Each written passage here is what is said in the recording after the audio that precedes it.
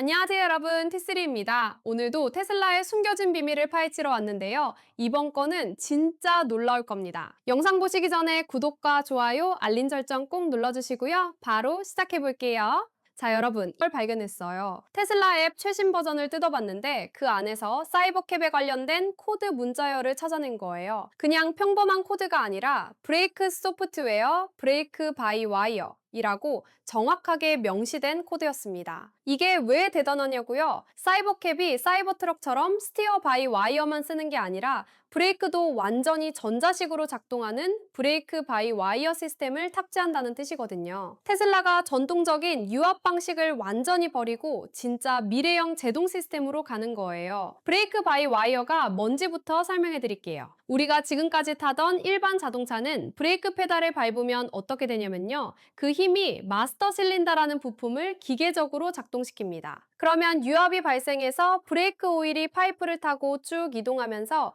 최종적으로 바퀴에 있는 브레이크 패드를 디스크에 꽉 눌러주는 거예요. 완전히 물리적이고 기계적인 연결이죠. 그런데 브레이크 바이 와이어는 완전히 다릅니다. 페달과 브레이크 사이에 물리적인 연결이 전혀 없어요. 페달을 밟으면 전기 신호가 컴퓨터로 전송되고 컴퓨터가 전기 액추에이터한테 명령을 내려서 브레이크를 작동시키는 방식이에요. 사이버트럭의 스티어 바이 와이어랑 똑같은 원리입니다. 사이버트럭도 핸들과 바퀴 사이에 물리적 연결이 아예 없잖아요. 그것처럼 사이버캡도 브레이크 페달과 브레이크 사이에 물리적 연결이 전혀 없다는 겁니다. 지금 현재 사이버캡 프로토타입은 사람이 직접 운전하는 방식이에요. 그래서 페달이 달려있고 그 페달을 밟으면 전기 신호가 전송돼서 차량을 멈추게 하죠. 근데 생각해보세요. 나중에 양산되는 사이버캡은 완전 자율주행 차량이고 페달 자체가 없을 거잖아요. 그렇다면 복잡한 기계식 부품들이 왜 필요하겠어요? 전혀 필요 없죠. 이렇게 바꾸면 몇 가지 엄청난 장점이 생깁니다. 첫째, 고장날 수 있는 기계식 부품이 줄어들어요. 유압 라인도 없고 마스터 실린더도 없고 브레이크 오일도 필요 없으니까 관리할 게 훨씬 적어지죠. 둘째, 차량 생산 비용이 확 내려갑니다. 부품수가 줄어드니까 당연한 얘기겠죠? 그럼 여기서 궁금한 게 생기실 거예요. 사이버캡이랑 최근에 나온 신형 모델 Y랑은 뭐가 다른 거냐는 거죠. 신형 모델 Y도 브레이크 시스템이 엄청 발전했거든요. 그런데 방식이 좀 달라요. 모델 Y 리프레시 버전은 하이브리드 브레이크 시스템을 씁니다. 마스터 실린더를 두 개나 쓰는데요. 첫 번째는 전자식 실린더예요. 소프트웨어로 제어되면서 회생 제동이랑 일반 제동을 부드럽게 섞어주는 역할을 하죠. 특히 FSD 모드에서 엄청 유용하게 쓰입니다. 두 번째는 물리적 실린더인데 실제 브레이크 시스템에 직접 연결돼 있어요. 이게 왜 중요하냐면요. 모델 Y가 엄청나게 효율적인 제동을 할 수 있게 해주거든요. 운전자가 브레이크 페달을 살짝 밟았을 때 차량이 스스로 판단합니다. 지금 상황에서 회생 제동만 쓸지 물리적 브레이크를 쓸지 아니면 둘을 적절히 섞을지 결정하는 거예요. 엄청 똑똑하죠? 다른 테슬라 차량들은 어떻게 작동하냐면요. 마스터 실린더가 하나만 있어요. 그래서 운전자가 엑셀에서 발을 떼면 회생 제동이 작동하는데 브레이크 페달을 밟는 순간 물리적 브레이크가 바로 개입해버립니다. 자동으로 섞어주는 기능이 없는 거죠. 모델 Y는 전자식으로 브레이크를 걸 수 있지만 여전히 물리적 연결을 안전장치로 유지하고 있어요. 혹시 모를 비상 상황을 대비한 백업인 거죠. 그런데 사이버캡은 완전히 다릅니다. 물리적 연결을 아예 제거해버려요. 논리적으로 생각해보면 당연한 결정이에요. 양산형 사이버캡에는 페달 자체가 없을 거잖아요. 사람이 직접 운전할 일이 없으니까 기계식 백업 루프가 필요 없는 겁니다. 대신에 어떻게 안전성을 확보하냐면요. 중복된 전원 공급 장치와 모터를 여러 개 쓸 가능성이 높아요. 전기회로 하나가 고장나더라도 다른 회로가 브레이크를 작동시킬 수 있게 하는 거죠. 근데 어떤 분들은 이렇게 물어보실 수도 있어요. 사이버캡은 어차피 페달이 없을 거잖아요. 그러면 브레이크 바이 와이어가 당연한 거 아닌가요? 왜 이게 뉴스가 되는 거예요? 좋은 질문입니다. 여기서 진짜 흥미로운 부분이 나와요. 완전한 브레이크 바이 와이어 시스템이 사이버캡에 들어간다는 건 현재 로보택시로 운영되고 있는 모델 Y한테도 엄청난 의미를 갖거든요. 첫 번째 장점, 실내 공간이 늘어납니다. 브레이크 페달이 없어지고 진공 부스터도 필요 없고 방화벽에 설치되던 마스터 실린더도 사라지니까 승객 다리 공간이 확 넓어지는 거예요. 로보택시에서 승객 공간은 진짜 중요하잖아요. 두 번째로 제동 성능이 훨씬 부드러워집니다. 회생 제동이랑 마찰 제동을 완벽하게 혼합할 수 있거든요. 모터를 이용한 회생 제동과 디스크를 사용하는 마찰 제동을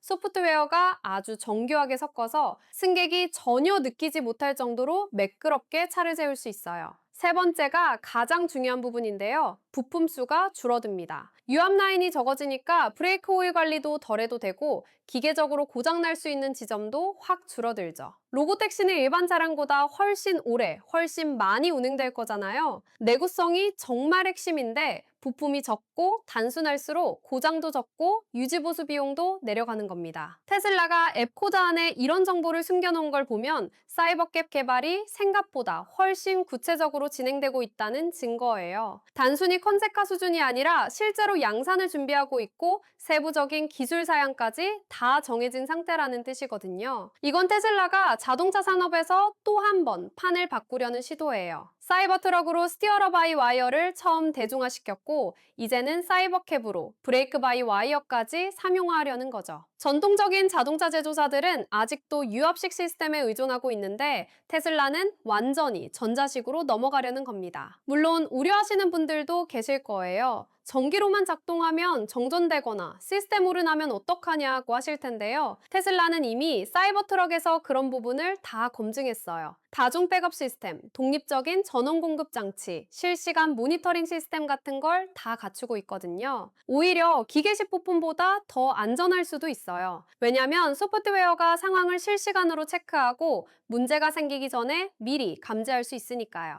카란싱이 테슬라 앱을 뜯어본 건 진짜 탐정 같은 작업이었을 거예요.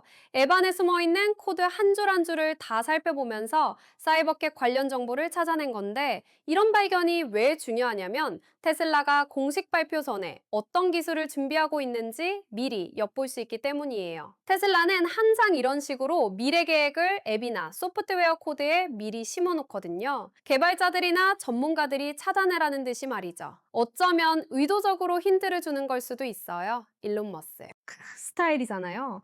브레이크 바이 와이어 시스템이 사이버캡에 들어간다는 건 단순히 기술적 발전만을 의미하는 게 아니에요. 테슬라의 로보택시 전략 전체가 보이는 거죠.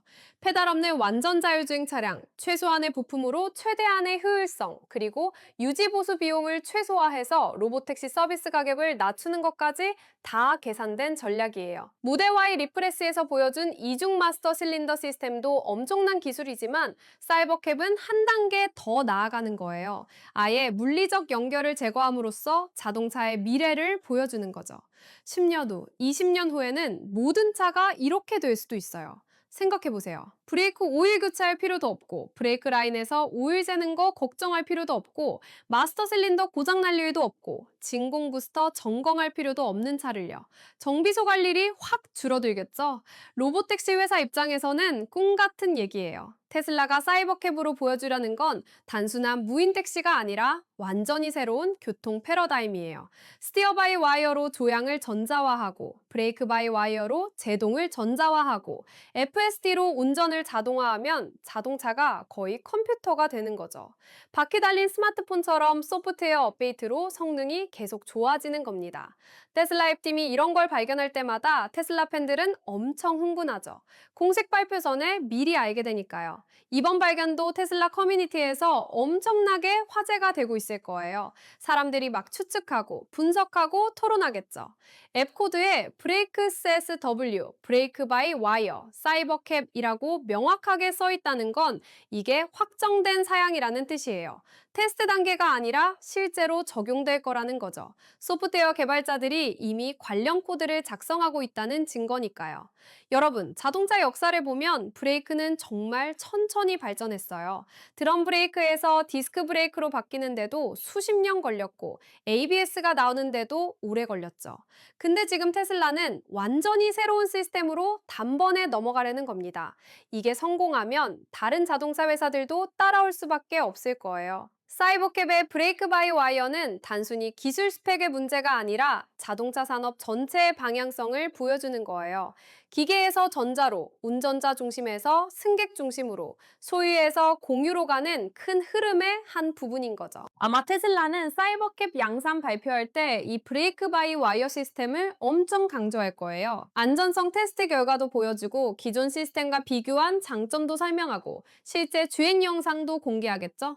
일론 머스크가 무대에 서서 이게 바로 미래의 브레이크입니다 라고 할 모습이 벌써 그려지네요. 카란싱의 이번 발견은 정말 큰 의미가 있어요. 테슬라가 숨겨놓은 퍼즐 조각 하나를 찾아낸 거거든요. 앞으로도 계속 앱을 분석하면 사이버캡에 대한 더 많은 정보가 나올 수도 있겠죠? 배터리 용량이라든지 충전 속도라든지 자율주행 하드웨어 사양이라든지 말이에요. 이제 우리가 기다려야 할 건 테슬라의 공식 발표예요. 사이버캡이 언제 양산될지, 가격은 얼마일지, 로보택시 서비스는 어떻게 시작될지 궁금한 게 정말 많죠. 하지만 브레이크 바이 와이어가 확정됐다는 건 개발이 상당히 진척됐다는 신호니까 생각보다 빨리 볼 수 있을지도 몰라요. 자, 여러분, 오늘 영상 재밌게 보셨나요? T3에서는 앞으로도 테슬라의 숨겨진 비밀들을 계속 파헤쳐서 여러분께 전해드릴게요. 구독하고 좋아요 눌러주시고 알림 설정까지 해주시면 새로운 소식 바로바로 받아보실 수 있습니다. 댓글로 여러분 생각도 들려주세요. 다음 영상에서 만나요.